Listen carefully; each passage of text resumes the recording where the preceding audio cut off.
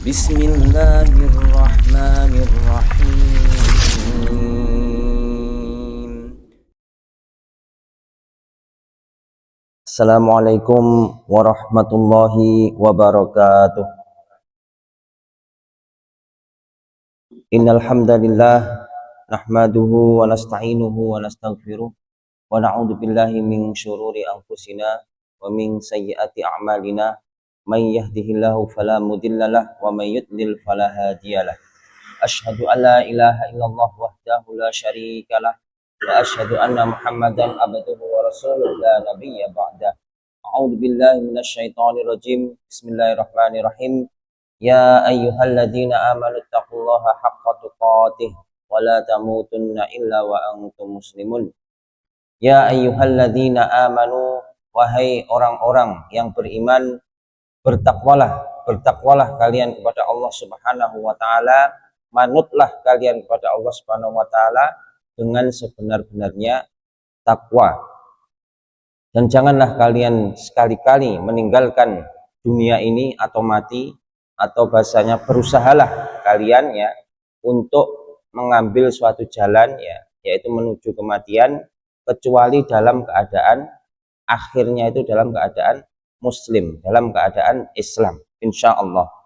Bapak Ibu rahimakumullah, Alhamdulillah tidak bosan-bosannya kita senantiasa mengucapkan puja dan puji syukur kehadirat Allah Subhanahu wa taala yang telah melimpahkan rahmatnya, nikmatnya kepada kita semua, yang salah satunya adalah pada pagi hari ini kita masih dibangunkan oleh Allah Subhanahu wa taala dalam keadaan beriman dan bertakwa kepada Allah Subhanahu wa taala, kemudian bangun dalam keadaan sehat, kemudian Allah lapangkan, ya Allah mudahkan kita untuk menuju masjid melaksanakan kewajiban kita, yaitu sholat subuh secara berjamaah.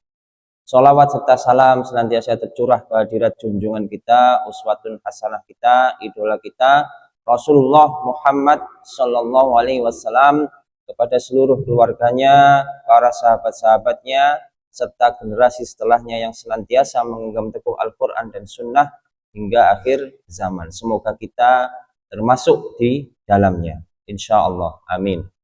Bapak Ibu rahimakumullah, pada kesempatan yang berbahagia ini, Selasa ba'da subuh, monggo kita lanjutkan pembahasan kita, pembelajaran bersama kita berkenaan dengan kitab Sahih Bukhari Muslim. Ya.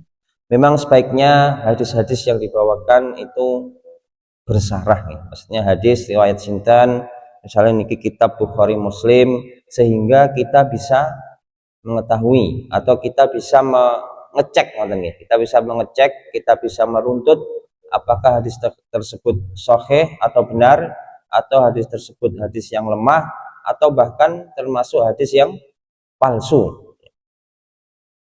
Karena banyak sekali hadis-hadis dari Rasulullah SAW ya, dan pemalsuan berkenaan tentang hadis ini juga sangat banyak. Bahkan hadis-hadis yang derajatnya dhaif atau lemah itu juga banyak. Maka itu diperlukan syarah atau asal muasalnya hadisnya dari mana, sehingga dalam berislam ini kita bisa menggenggam teguh hadis-hadis yang sahih, yang benar-benar tidak ada keraguan berasal dari Rasulullah Shallallahu Alaihi Wasallam.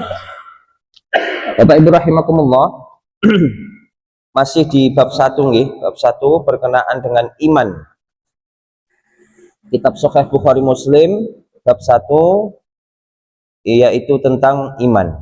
Melanjutkan pembahasan kita Selasa yang lalu ya, ini berkenaan dengan iman, ini hadis-hadisnya banyak ya, dan perlu insya Allah perlahan alon-alon kita ketahui bersama agar lebih mantap, agar lebih wawasan kita dalam berislam lebih luas. Bismillahirrahmanirrahim. Hadis Abu Ayyub Al-Ansari radhiyallahu anhuma, seorang lelaki kampung yang dalam keadaan musafir telah menghadap Rasulullah Shallallahu Alaihi Wasallam. Lalu dia memegang tali unta Nabi. Jadi menghadap Rasul, kemudian memegang tali unta atau tali kendali. Kemudian lelaki tersebut berkata, "Wahai Muhammad, ceritakanlah kepadaku perkara yang bisa mendekatkanku kepada surga dan menjauhkanku dari neraka." Ini pertanyaannya singkat nih, tapi langsung to the point. Jadi minta didekatkan dengan surga dan dijauhkan dari neraka. Nah, ini langsung to the point katanya. Rasulullah Shallallahu Alaihi Wasallam tidak segera menjawab. Sebaliknya, Nabi memandang ke arah para sahabat sambil bersabda, "Sesungguhnya dia adalah orang yang telah mendapat petunjuk." Kemudian Nabi bertanya kepada lelaki tersebut, "Apakah perkara yang engkau tanyakan tadi?"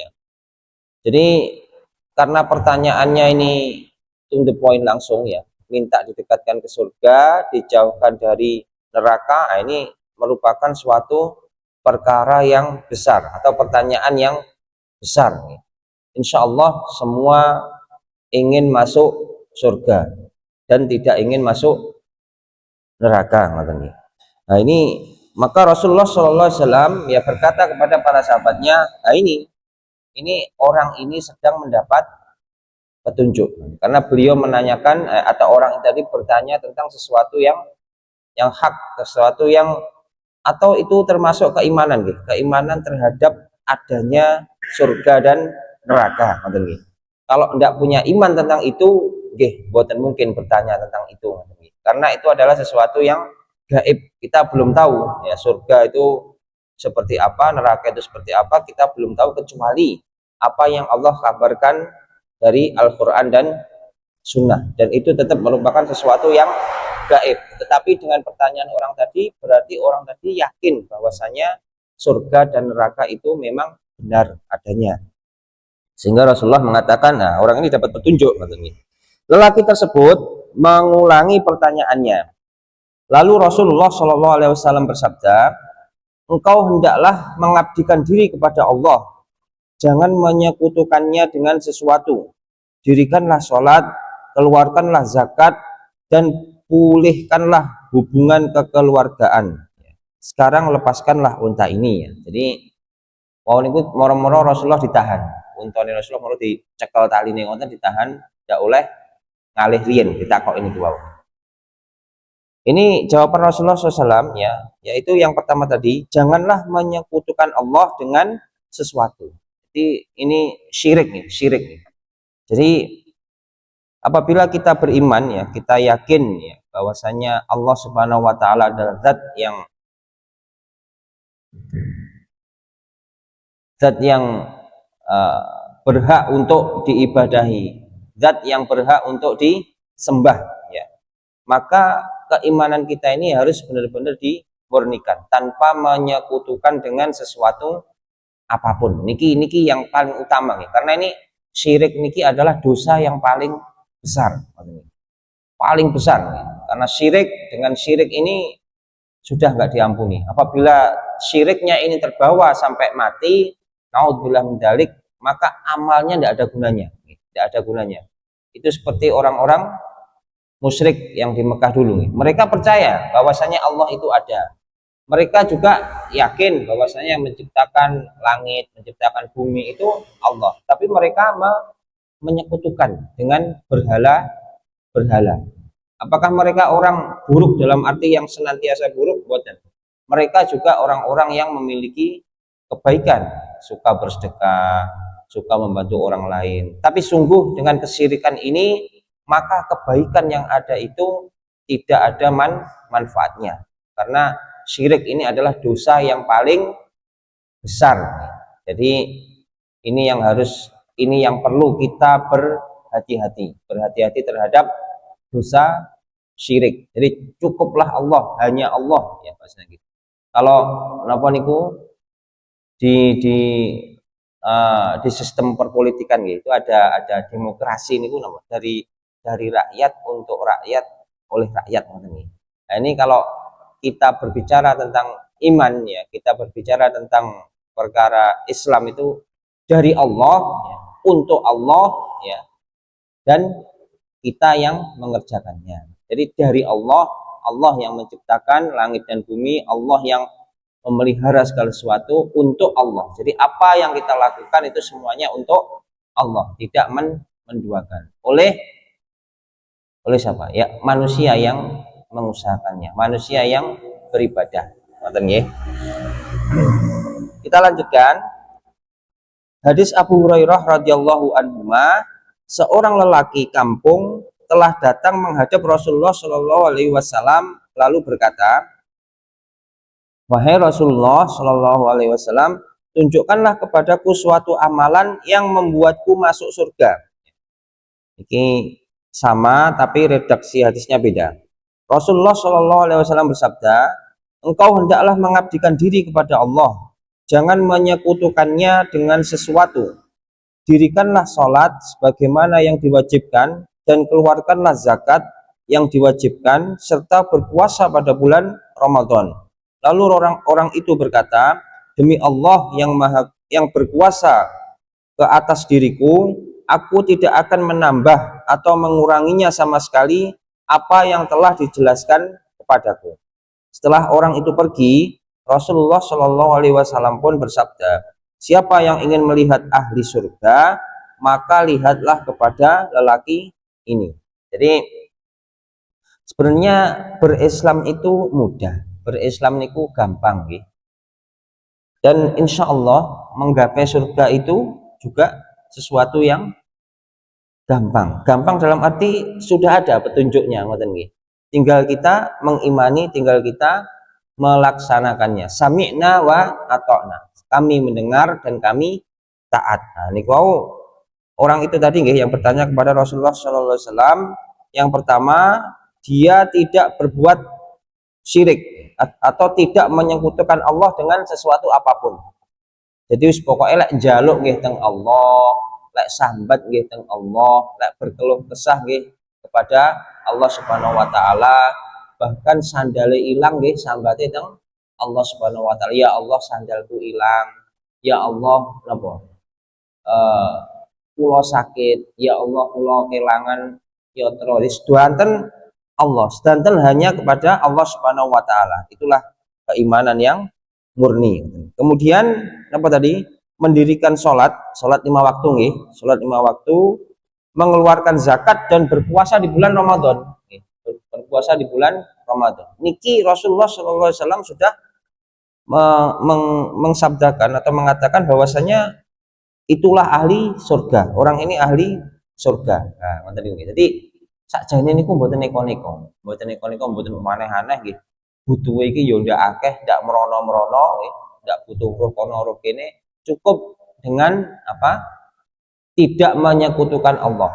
Tidak menyekutukan Allah artinya memurnikan keimanan kita, sholat 5 waktu ya setiap hari itu istiqomah rutin, kemudian apa tadi, puasa di bulan Ramadan ya, kemudian membayar zakat niku 4 niku nggih. Jadi 4 amalan ini dikerjakan ya, dilaksanakan tanpa ditambah dan tanpa dikurangi. Jadi wis apa enake ngono ya wis ngono, insyaallah sudah dijamin surga. Penak napa mboten niku? Napa angel ya. Insyaallah istiqomahipun nggih sing perlu napa niku diupayakan nggih. Karena sholat itu adalah suatu kewajiban yang berat, 5 waktu setiap hari. Berikutnya hadis Ibnu Umar radhiyallahu anhuma, Nabi Shallallahu alaihi wasallam telah bersabda, Islam ditegakkan di atas 5 perkara, yaitu mengesahkan Allah ya, mendirikan sholat, mengeluarkan zakat, berpuasa pada bulan Ramadan, dan mengerjakan haji bagi yang mampu. Niki rukun Islam. Rukun Islam itu ada 5, yaitu syahadat ya, atau mengesahkan Allah, sholat, kemudian zakat, puasa, dan haji bagi yang mampu. Di hadis yang sebelumnya tadi, perkara haji ini tidak disebutkan oleh Rasulullah SAW atau tidak disampaikan oleh Rasulullah SAW kepada si penanya, karena bisa jadi si penanya ini adalah orang yang belum mampu untuk berhaji, sehingga karena memang haji ini adalah kewajiban bagi yang mampu. Bahkan di Indonesia ini karena pengelolaan haji yang begitu panjang, kemudian biaya haji juga tidak pasti nih, berubah-ubah. Ini para ulama juga menghukumi bahwasanya di Indonesia ini haji itu tidak wajib, karena kalau misalnya kita hari ini haji itu sekian sekian, misalnya sekian puluh juta, nanti nunggu dangu sampai puluhan tahun lah, pas mau berangkat niku nggih sudah tidak sesuai dengan kesepakatan, karena sudah naik berdasarkan apa niku dolarnya niku. Jadi tidak ada nilai yang tetap, ya. Jadi salah satunya adalah karena itu, termasuk juga haji yang napa niku furodang, undangan nih. Cirose undangan tapi bayar. Jadi ini undangan. Tapi ini apa nih? Ini undangan dari pemerintah Arab Saudi. Ternyata kok bayar. Jadi tuku undangan. Nek cara nang Jawa napa? Becek. Nah, niki para ulama menghukumi bahwasannya haji di Indonesia itu tidak wajib.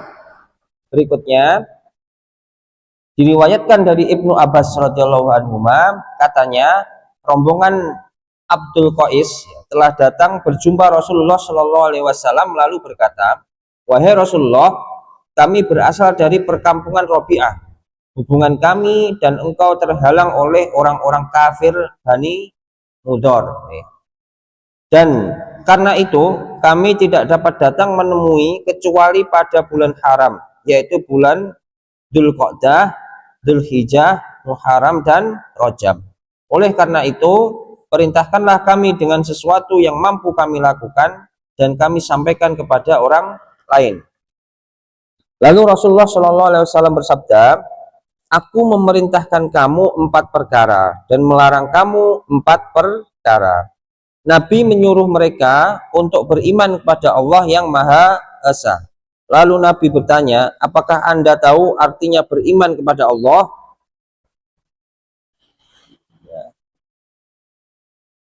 Mereka menjawab, kami ulang, "Apakah Anda tahu artinya beriman kepada Allah yang Esa?" Mereka menjawab, "Allah dan Rasulnya yang lebih tahu." Nabi bersabda, yaitu mengucap 2 kalimat syahadat, mendirikan sholat, mengeluarkan zakat, berpuasa pada bulan Ramadan, mengeluarkan 1/5 dari harta rampasan perang. Aku melarang kamu agar tidak membuat dan meminum arak atau khamr. Nabi kemudian melanjutkan, "Ingatlah perintah ini dan kabarkan kepada kawanmu yang tidak ikut kemari." Jadi ini khusus, ya. Jadi ini khusus perintah Rasulullah Sallallahu Alaihi Wasallam kepada apa tadi? Rombongan Abdul Qais, ya, rombongan Abdul Qais tadi, yaitu agar mereka beriman kepada Allah yang Esa. Beriman kepada Allah yang Esa itu dijabarkan oleh Rasulullah SAW, yaitu apa tadi?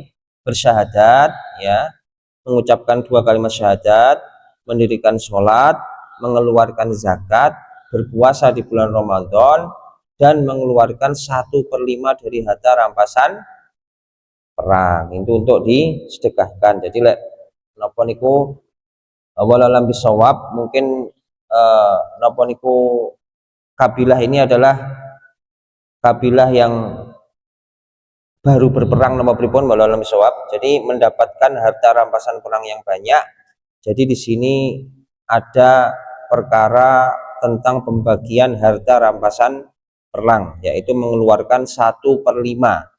Jadi dari harta rampasan perang yang diperoleh perang wonten angsal harta rampasan perang niku 1/5-nya harus dikeluarkan, disedekahkan.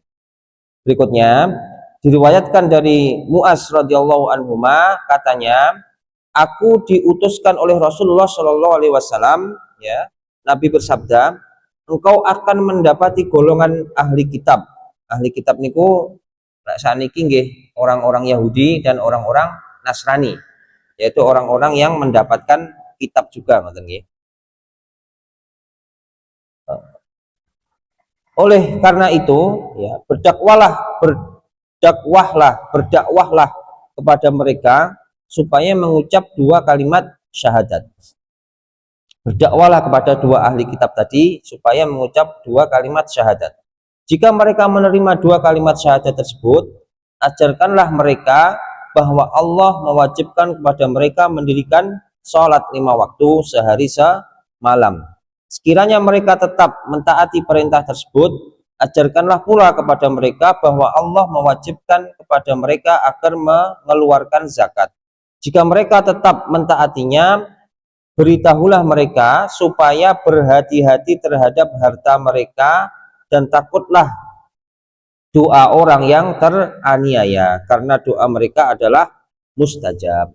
Jadi ini berkenaan dengan dakwah, ya, atau kita berdakwah, kita mengajak kepada orang-orang yang sebelumnya non muslim kemudian masuk Islam atau mu'alaf. Pertama-tama adalah diajak atau dituntun untuk bersyahadat. Jadi perlahan-lahan, mboten langsung diberuk niki iki ngoten mboten. Karena seorang mu'alaf ini tentunya masih sangat rapuh. Jadi diajarkan atau dituntun untuk bersyahadat. Kalau sudah bersyahadat, kemudian diajarkan atau diberitahu tentang kewajiban sholat 5 waktu. Kemudian kalau sudah zakat, kemudian puasa dan seterusnya. Dan ini ada perkara yang Rasulullah SAW sampaikan, ya, takutlah doa orang yang teraniaya, karena doa mereka adalah mustajab. Jadi niki harus berhati-hati nggih, Bapak Ibu rahimakumullah. Doa orang-orang yang teraniaya, maksudnya terdolimi, orang-orang yang diambil haknya, ya, dengan cara paksa.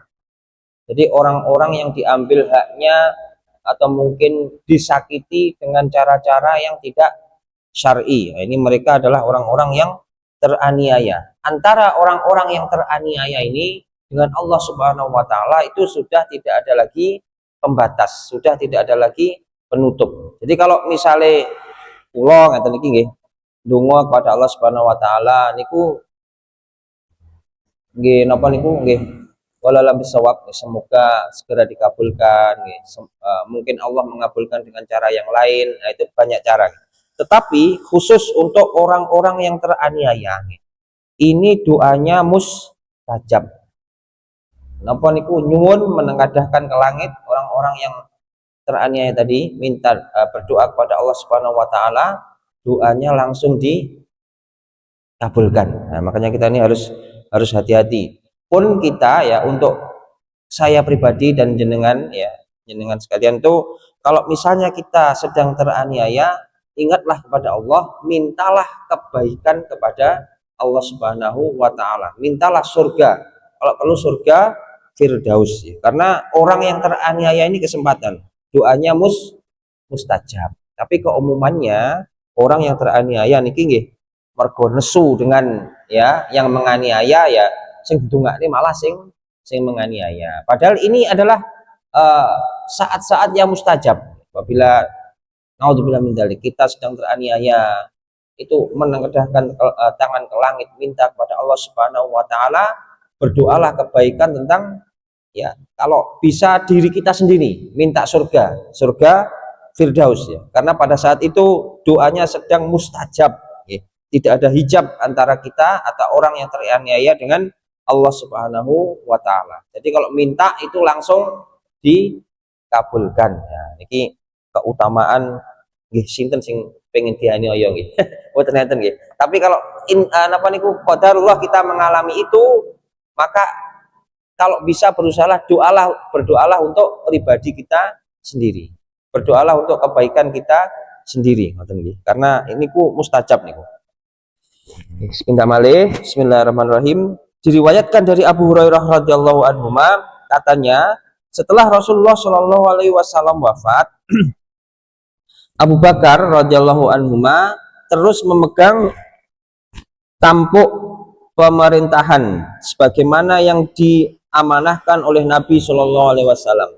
Keadaan ini menyebabkan beberapa kelompok masyarakat Arab kembali menjadi kafir. Umar radhiyallahu anhu bertanya kepada Abu Bakar, bagaimana kamu akan memerangi manusia? Sedangkan Rasulullah Shallallahu Alaihi Wasallam telah bersabda, aku diperintah supaya memerangi manusia sehingga mereka mengucapkan dua kalimat syahadat.